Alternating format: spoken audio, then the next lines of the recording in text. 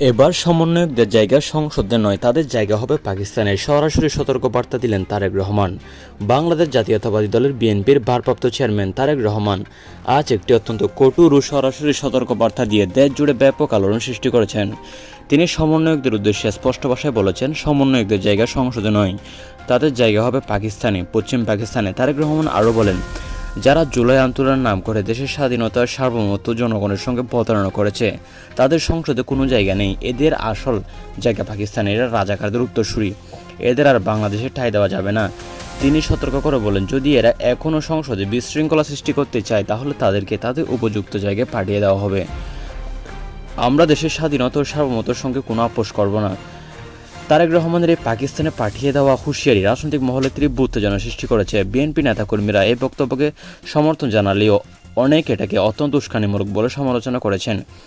এদিকে এনসিপি নেতৃত্ব পক্ষ থেকে এখনও কোনো আনুষ্ঠানিক প্রতিক্রিয়া আসেনি। সামাজিক যোগাযোগ মাধ্যমে নেটিজনদের মধ্যে তুমুল বিতর্ক চলছে। বিএনপি সরকারের আমলে এনসিপি নিষিদ্ধ হওয়ার পর এবার তারেক রহমানের মুখে এরকম হুঁশিয়ারি দেশের রাজনৈতিক পরিস্থিতিকে আরও উত্তপ্ত সংঘাতময় করে তুলেছে। এই সতর্কবার্তা পরিণতি কী হয় এবং সমন্বয়করা কীভাবে জবাব দেন, তা এখন শুধুমাত্র সময় বলে দিবে।